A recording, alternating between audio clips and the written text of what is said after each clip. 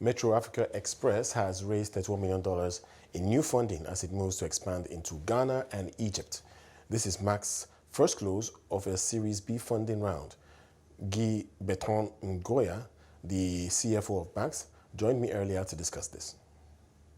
Business is in a great position, as evidenced by this major fundraising milestone, which is really the testament of the incredible support that we have received from both our existing investors and obviously the new investors coming into the round. We're in a position where we have expanded across multiple locations in Nigeria and internationally. We have supported close to 15,000 drivers with access to essential tools and services. But we're still only scratching the surface in terms of the size of the opportunity that we are unlocking, right? For us, it's a market of over 15 million drivers across the continent and beyond, across the global south, really. So we're in a position to to fully unlock that opportunity across multiple markets, starting with Ghana and Egypt, which are immediately on the horizon.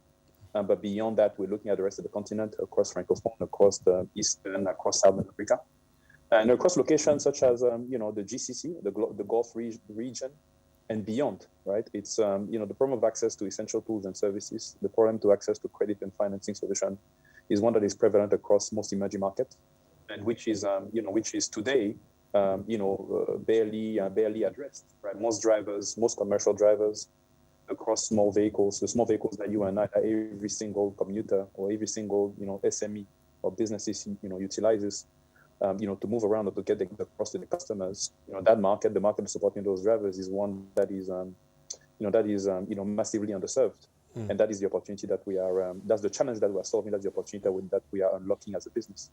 I think many businesses are really evolving to provide several services.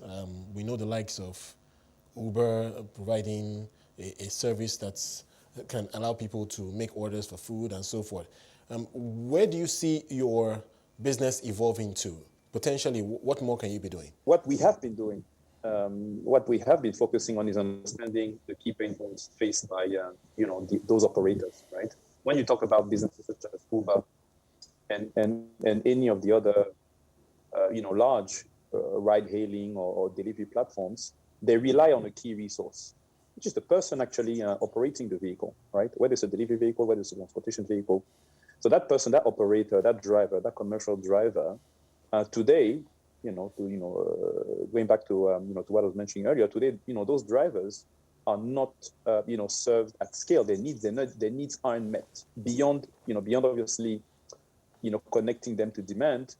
Their need in terms of access to efficient supply, access to essential tools and resources, access to to credit, to financial solutions, access to robust, cost-efficient, clean vehicles. None of that is being addressed at scale, is being solved at scale for those drivers. That is what we are doing, and there's a lot more that we can do in that area. Those are the population that we serve. Those are our customers. We focus on empowering those drivers. We focus on creating the platform for them to access, all of the essential tools and resources that they require to operate effectively. And in doing that, we enable them to reduce their costs and increase their income, right? Which empowers them. Now, in that space, in respect to doing that, we are, as I mentioned earlier, we are barely scratching the surface, right? Because today, across the entire continent, less than 500,000 of those, commercial operators have access to any, type of, formalized solution to address those needs, which means that more than 95% of the market is not served today. So it starts with that. It starts with, bringing more of those beneficiaries into the formal net, right?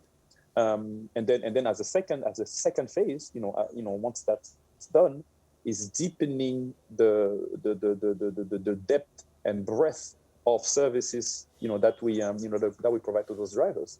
We've innovated in many different areas. One of the key areas where we innovated is in, basically leveraging on alternative, sources of data that we're able to generate from having supported those drivers for several years now, to create, standardized, credit scores, which has enabled them to connect them directly to, which has enabled us to connect them directly to institutional sources of finance, from commercial banks, and even from the capital markets.